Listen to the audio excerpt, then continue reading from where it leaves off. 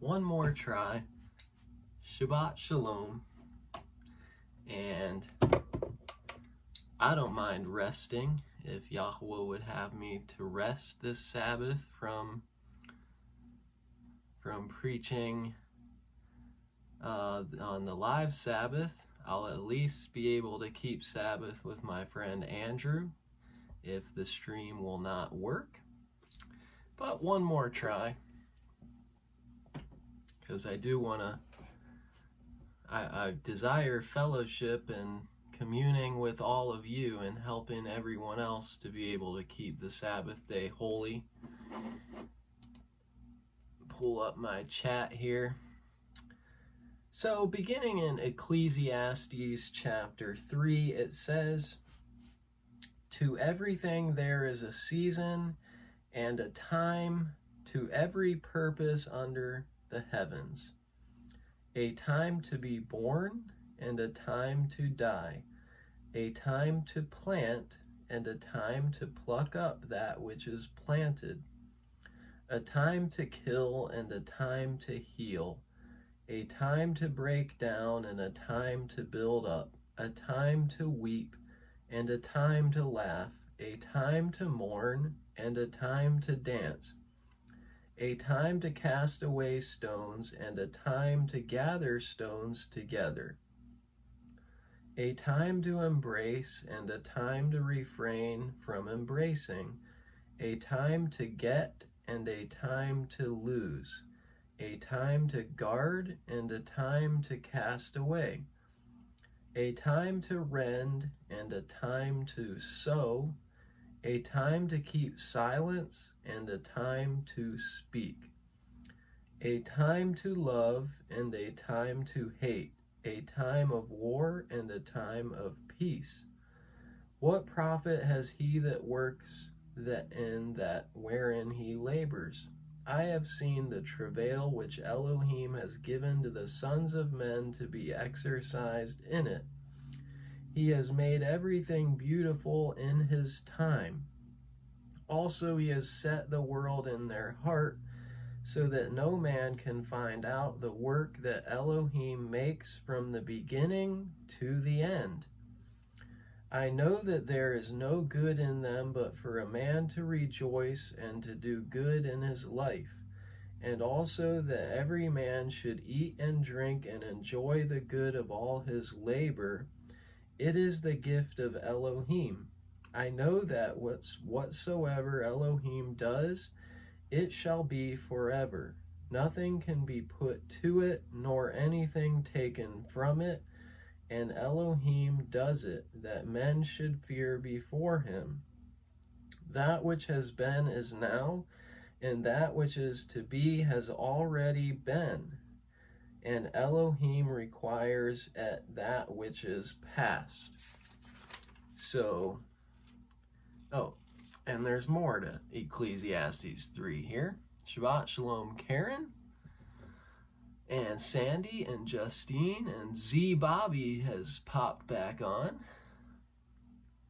"And moreover I saw under the sun the place of judgment, that wickedness was there, and the place of righteousness, that iniquity was there. I said in my heart, Elohim shall judge the righteous and the wicked, for there is a time there for every purpose and for every work. I said in my heart concerning the estate of the sons of men, that Elohim might manifest them, and that they might see that they themselves are beasts. For that which befalls the sons of men befalls beasts. Even one thing befalls them. As the one dies, so dies the other. Yea, they have all one breath, so that a man has no preeminence above a beast, for all is vanity. All go unto one place. All are of the dust, and all turn to dust again. Who knows the ruach of man that goes upward, and the ruach of the beast that goes downward to the earth?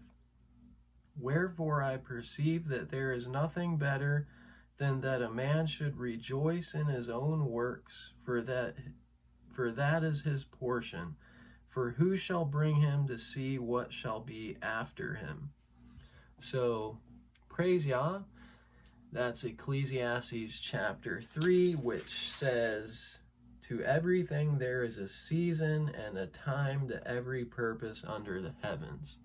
And we're here at the number one time, the first one listed, Sabbath, of the appointed times of the Father in Leviticus 23, because Sabbath goes back to the creation pattern, remember the Sabbath day to keep it holy.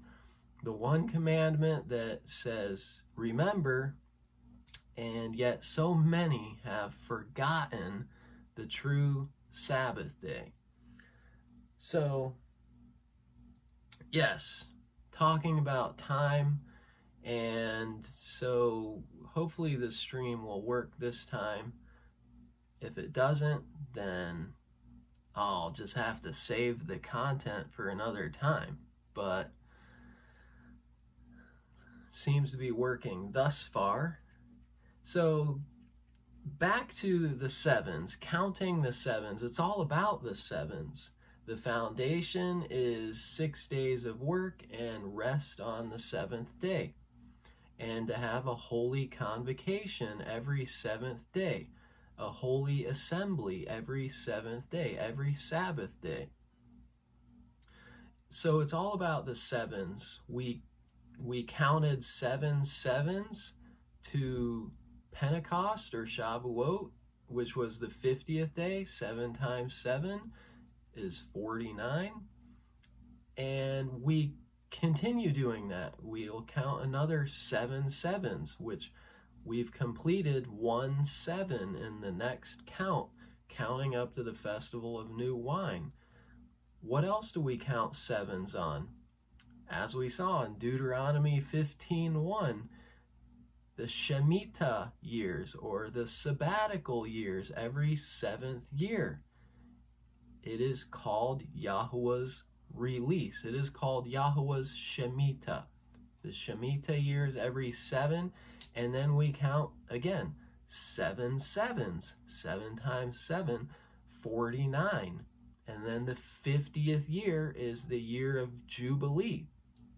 So it's all about the sevens, except for that one, that number 50 is actually goes back to the 1 count, and you start counting again. So year 50 is also year 1. The same as day 50 at Pentecost is also day 1, which is Sunday, the first day of the week. So in order to keep track and stay on his counting and on his time, we got to discern the sevens, which we're going to talk about something else about the sevens. We have to be able to discern the sevens, and we've done that in Shavuot. We're learning to do that in the Jubilee years. And so there's another 7 having to do with Shavuot. I forgot to bring this up. Or maybe I just didn't have time, but I really wanted to bring up the voices and the thunderings that we talked about when we renewed the covenant last week at Shavuot, at Pentecost. We are his segula, the segula marriage contract, which we renew 1 time per year. Another major thing in his time. And we renew that contract, that marriage contract that we read about in Exodus chapter 19.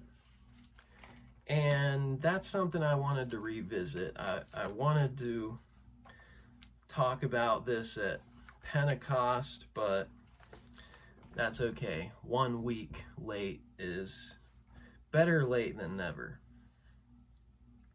So Exodus 19, we saw the contract, which says, Now therefore, if ye will obey my voice indeed, and guard at my covenant, then ye shall be a peculiar treasure unto me above all people, for all the earth is mine.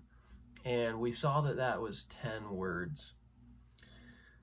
And then verse 6, and ye shall be unto me a kingdom of priests and a holy nation. These are the words which you shall speak unto the children of Israel. So Yahweh speaks these words to the children of Israel. And then what? And Moshe came and called for the elders of the people, and laid before their faces all these words which Yahweh commanded him. So Moses put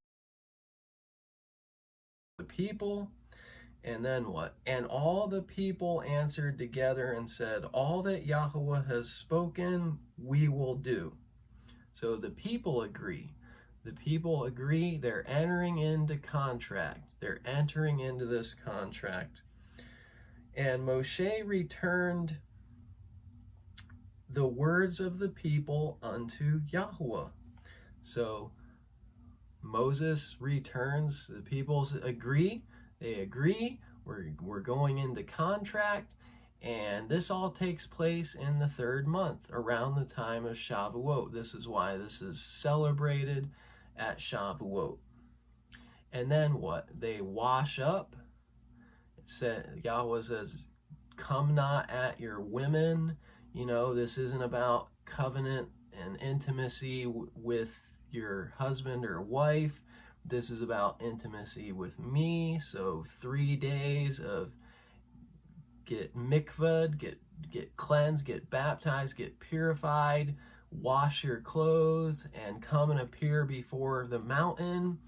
And what takes place at the mountain? He speaks to them out of the fire and gives what's known as the 10 Commandments, also referred to as the 10 words. The terms of the contract that what we're renewing once a year, every year. And skipping down to verse 16, and it came to pass on the 3rd day in the morning, so after the 3rd day after they made the agreement, that there were thunders and lightnings and a thick cloud upon the mount, and the voice of the shofar exceeding loud, so that all the people that was in the camp trembled. So there was an exceedingly loud shofar, and what it says, thunders and lightnings.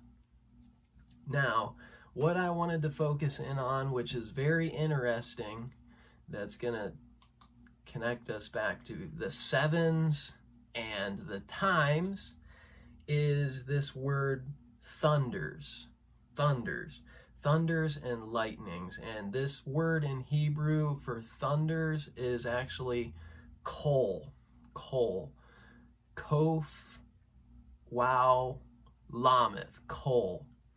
And kol means voice or sound. So it's translated as thunders, but it could also be translated as voices.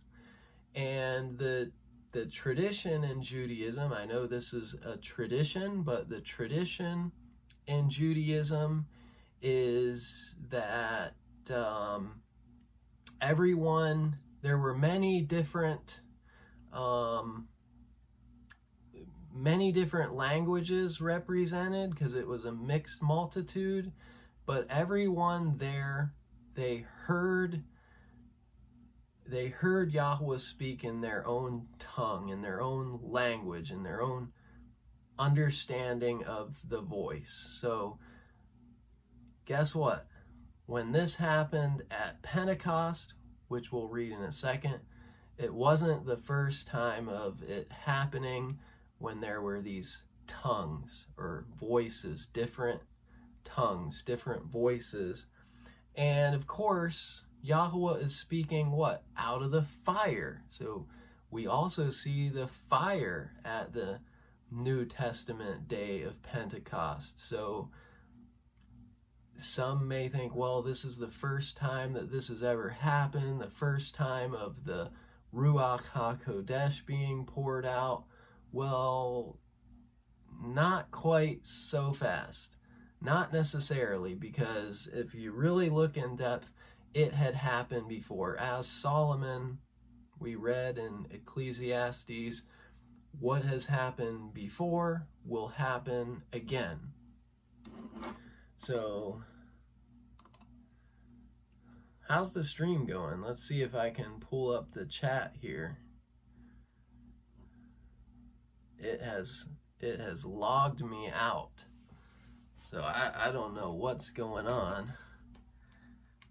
My computer's not showing me the chat here, and it has logged me out.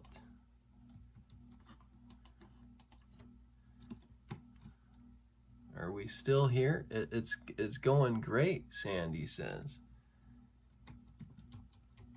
And now it's not working on my computer now. Try to remember my password.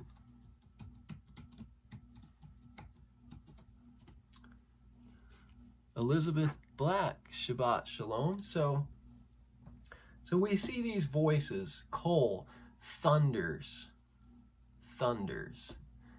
So, which can be, as actually the lexicon says this is sound or voice. Sounds or voices. And so that's what I want to focus in on. Now, of course, at the Shavuot in the New Testament, in the book of Acts, we can just read it real quickly. And when the day of Shavuot was fully come, they were all with one accord in one place, and suddenly there came a sound from heaven as a rushing mighty wind, and it filled all the house where they were sitting, and there appeared unto them cloven tongues like as of fire, and it sat upon each of them. And they were all filled with the Ruach HaKodesh, and began to speak with other tongues as the Ruach gave them utterance. And there were dwelling at Jerusalem Yahudim, devout men out of every nation under the heavens. Now, I went over this last year, that there were 70 nations and 70 tongues, confused at the Tower of Babel into 70 nations and 70 different tongues or languages. So what we see here is every nation under heaven is being represented, which is probably 70 different nations. And we see in Genesis 10 and Genesis 11, where the Tower of Babel takes place, they were divided up, and there's 70 nations represented there. So this was also believed at the time of Mount Sinai, when the commandments were shouted down, that there was 70 different tongues represented. And then in the New Testament, at this outpouring of the Ruach HaKodesh, when after Messiah ascends up to heaven, there are 70 nations with the 70 tongues, and they're having this voices manifestation, so that everyone hears it in their own tongue. So interestingly, Solomon got it correct. There's something that happens before will happen again. So that's Acts chapter 2. And so I wanted to just mention something interesting about these sevens, and 70 and 7, two anointed numbers. But what are the voices? What are these voices? We actually see in Revelation, we see that there are 7 thunders. 7 thunders. And, you know, John is told not to write what the 7 thunders uttered, which is very interesting. Why was he told to seal up the 7 thunders? Well, I just want to submit to you the likelihood that the 7 thunders were 7 voices. 7 voices. Again, the voices of the Almighty, the thunders, the thunderings, the kol, in Hebrew, kol. But in Revelation, we see several 7s. We see 7 churches or 7 assemblies, 7 golden lampstands, 7 stars, 7 lamps of fire, 7 spirits, 7 seals, 7 thunders, 7 horns, 7 eyes, 7 mounts, 7 kings, 7 trumps, 7 bowls. So again, it's all about the 7s, isn't it? And Revelation, let's see. Revelation chapter 10 is where we see this 7 thunders. As we read at Mount Sinai, there was the thunderings, the kolim, the sounds or voices. And Revelation 10, let's see, verse 3. Actually, let's begin Revelation 10, verse 1. I saw another mighty angel come down from heaven, clothed with a cloud, and a rainbow was upon his head, and his face was as it were the sun, and his feet as pillars of fire, and he had in his hand a little sefer, or a little book open, and he set his right foot upon the sea, and his left foot on the earth, and cried with a loud voice, as when a lion roars. And when he had cried, 7 thunders uttered their voices. And when the 7 thunders had uttered their voices, I was about to write, and I heard a voice from heaven saying unto me, seal up those things which the 7 thunders uttered, and write them not.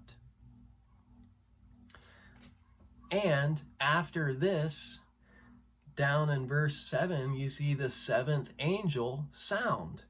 But in the days of the voice of the 7th angel, when he shall begin to sound the 7th trump, the mystery of Yah should be finished, as he has declared to his servants the prophets. So, kind of takes us back to the initial question we asked, are we in the end times? Well, Daniel, you know, the book of Daniel was also, Elohim tells Daniel to seal that up as well.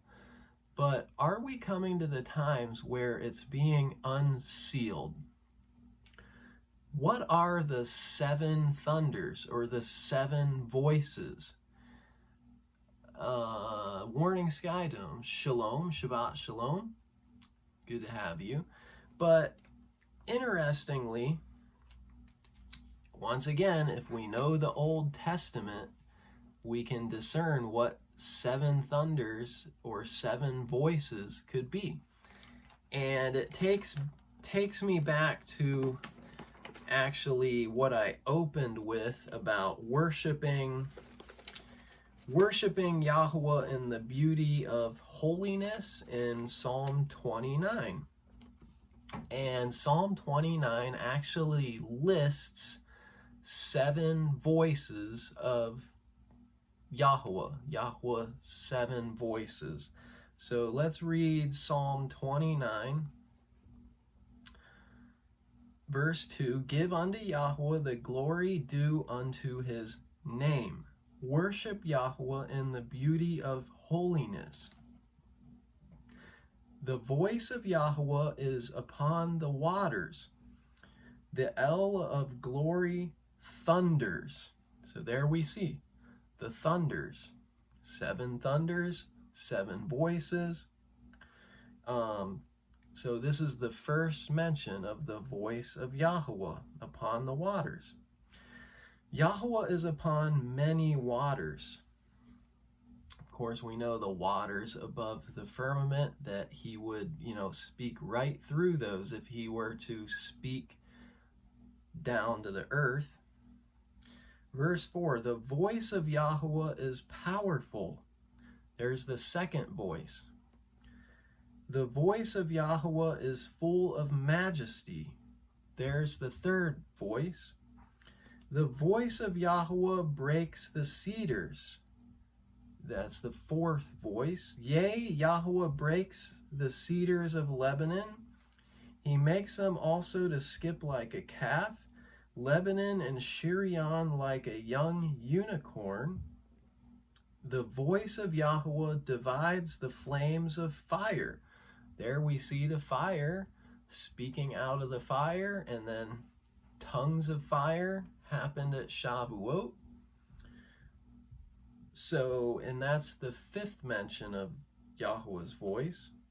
The voice of Yahweh shakes the wilderness. That's the 6th mention.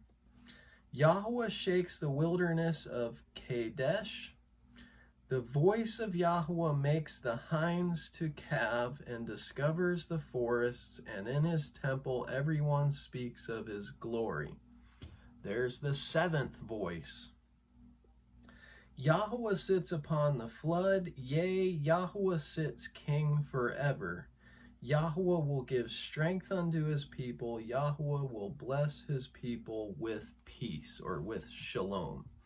So I just wanted to bring that up. I thought that very interesting, how these voices, these thunderings that took place at Shavuot out of the fire, and then in the book of Revelation, as well as Pentecost in the New Testament, same celebration, same holiday, we see these voices. In Revelation, we see these 7 thunders which were sealed up until the day of the 7th angel, which is the last trump. It's the 7th and last and final trump that we know is what? That's at the end. The last trump happens at the end.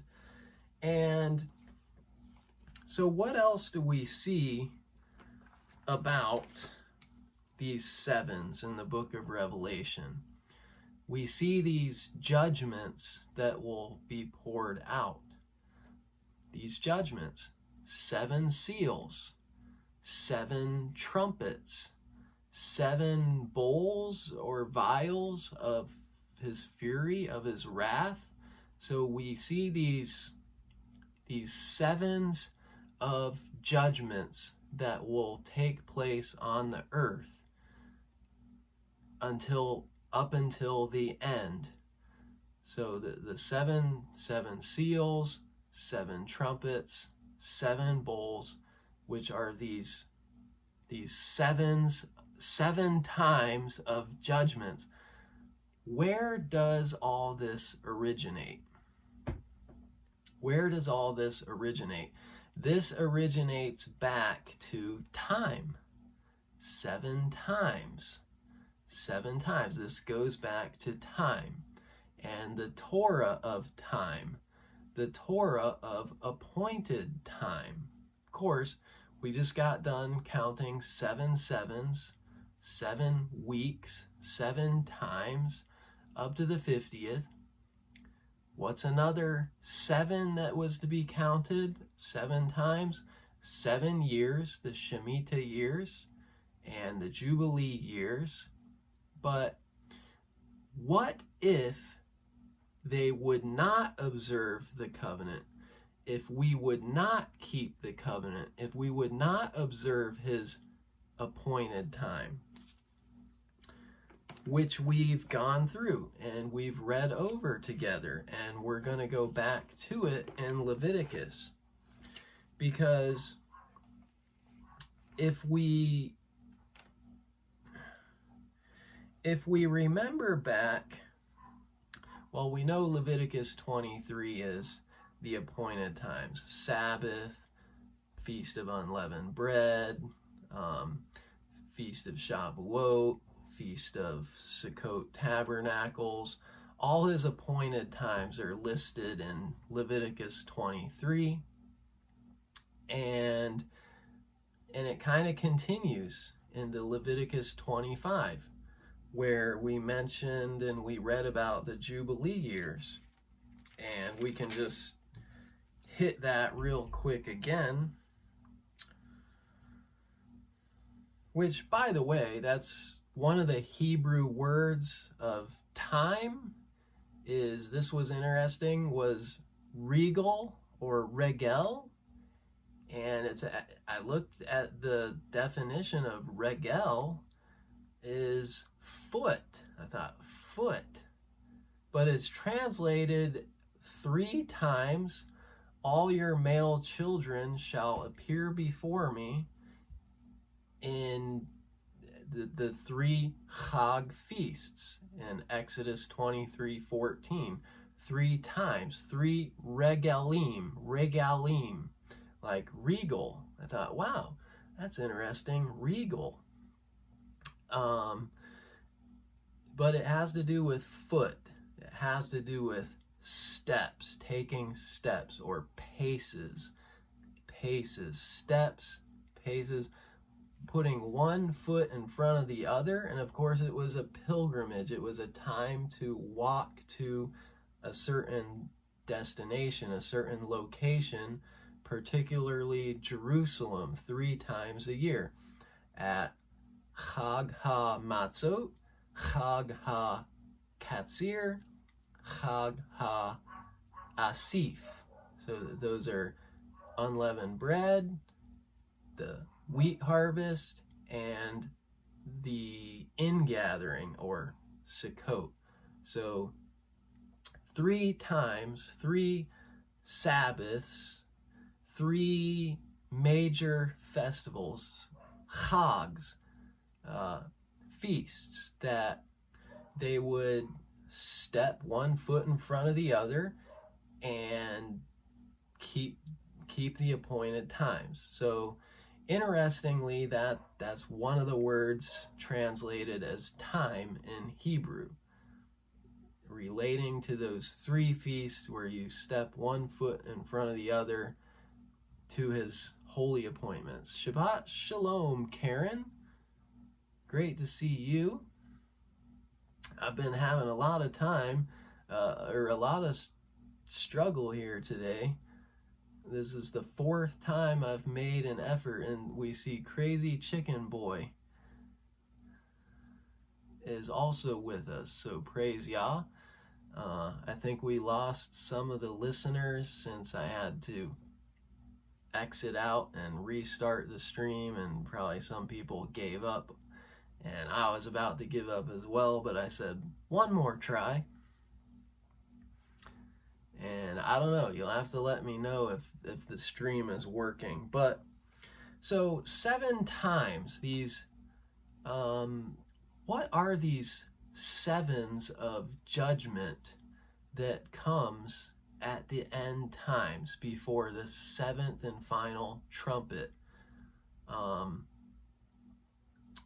Well, in Leviticus 25, Leviticus 23 is the Sabbaths and appointments, but it continues in the Leviticus 25. It says, "And you shall number 7 Sabbaths of years unto you, 7 times 7 years.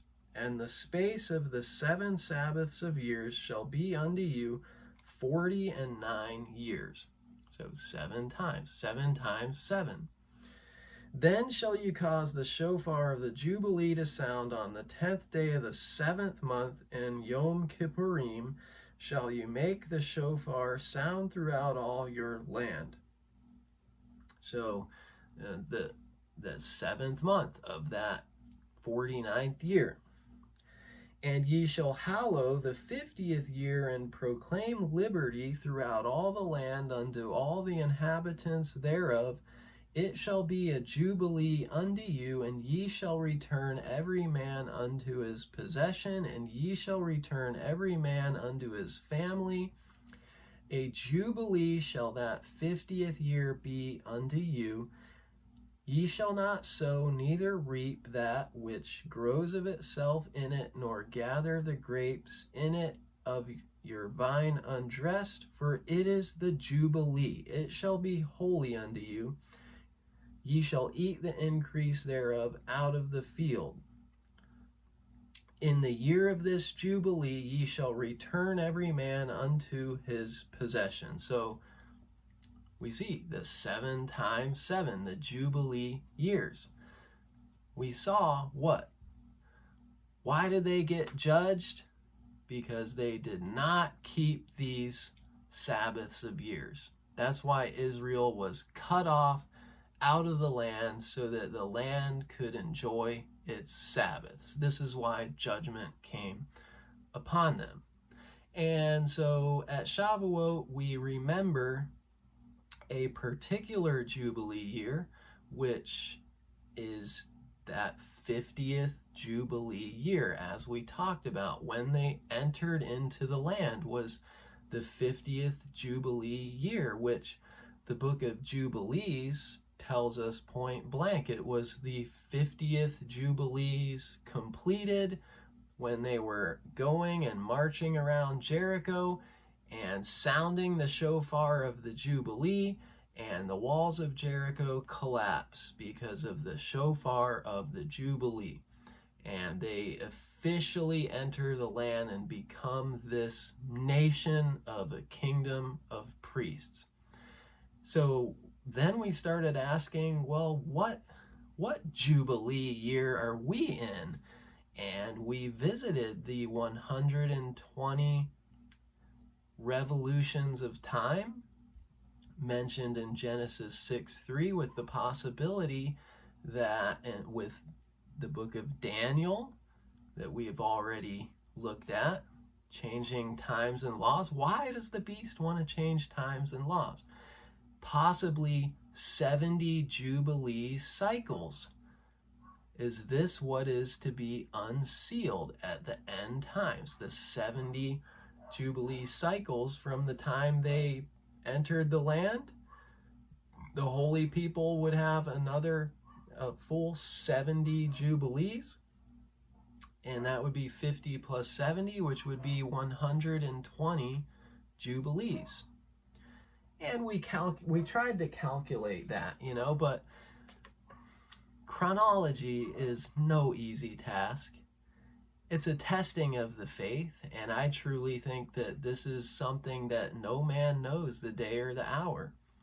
We can only know a close estimate from what I've seen, but, in Judaism, they say that the Hebrew calendar, we're in the year 5782.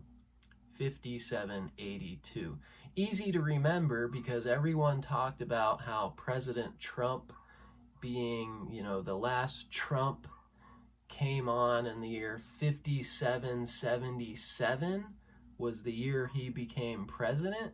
Interestingly, the sevens.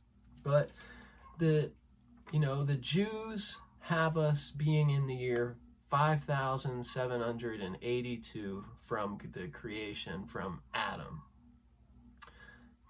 And of course, we've analyzed and we've seen there are some issues there, and it's not exactly so straightforward with them and their calendar and what they have calculated. We know that if there's 120 Jubilee cycles, 120 times 49, then we have to get to 5880 would be the end of time, wouldn't it? 49 times 120 is 5,880 years. So Judaism says we're in 5782. That's a long time. We're 100 years off yet. Now, I did my own calculation of the 66 books, we'll say, the regular Torah of Moses, and just counting through all the years that are mentioned. And I had said, this is not as straightforward as we would like it to be, unfortunately. But I came up with 5926, 5,926. And it does Genesis through Deuteronomy and continuing forward does not, unfortunately, align with the book of Jubilees. For whatever reason, it's off. It's a different timeline. But I calculated 5926, and you can add up the years of Adam to Noah, and from Noah to Abraham, and then it gets tricky at Abraham because you have 430 years from the time the covenant was made with him until the Exodus. It tells us it was exactly 430 years to the day from the time when Abraham received the covenant. And so it's about 50 years different once you get to the Exodus. When you go through our standard Torah versus Jubilees. What's the problem? And then you have the mention of King Solomon, 480 years. He began to build the temple. It was 480 years since the Exodus. So the Exodus was a huge time marker for the people of Israel, of course. And if we add this up, it's generally agreed upon that would have been the year 967 BC. And then as you get closer, you just, from there, you're no longer looking at biblical years. You're just looking at what we have today, that we're in the year 2024. And, so we're trying to discern what Jubilee we're in. Where's the sabbatical year? Not decades and centuries, but Shemitahs and Jubilees, which is multiples of 7. So it has proved to be a daunting task. I actually printed out a whole thick document that compares the Jubilees timing to the standard Torah, and with the Septuagint, and with the Samaritan Torah. And it has these different chronologies side by side, shows where they differ, and that's something that I'm analyzing now. But interestingly, remember we talked about the Samaritan woman that Yahusha appears to, and she asks about what mountain to worship in and how to worship, and Yahusha says that we must worship in spirit and in truth. Well, up in Samaria, everything got messed up. They actually had to amend and change the Torah to make it appropriate because of the divided kingdom. And they changed the place of worship, they changed some things, but in the Samaritan Torah, they have their own reckoning of years from Adam down to Moses. They have a year reckoning, which is, again, different from what today we have the Masoretic Hebrew text, which dates back to about the 600s AD. And then you have the Greek Septuagint. It gives you another set that is not exactly the same. So unfortunately, when dealing with chronology, it's a daunting task.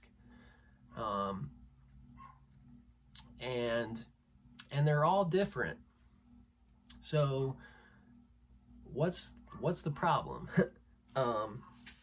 But Judaism says we're in the year 5782. I calculated out of the standard canon the year 5926, and then using the book of Jubilees to calculate, which Jubilees is very direct and detailed. You would kind of think if one was really committed to the timing, that, well, Jubilees would have to be correct because it has so much detail. But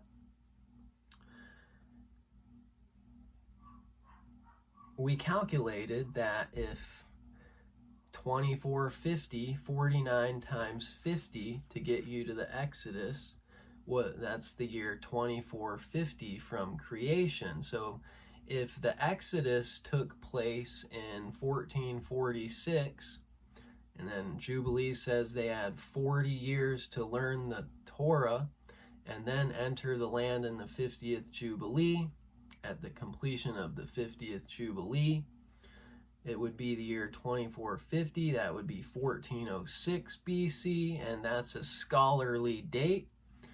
And then from there, it's pretty simple. You just add 1406 plus the year we're in, 2022, and that brings you to 5878. Interestingly, that if indeed we have 120 Jubilee cycles times 49, we would only be 2 years away from 5880. So 3 different calculations, all that to kind of show to you that I just picked out a calculation that someone else did and I explained it to you, but this doesn't mean that it's exact, that we know for certain, because each source gives us slightly different years, and it kind of says, why did that have to happen? And I truly think that well, possibly if they rejected the book of Jubilees, they just threw it out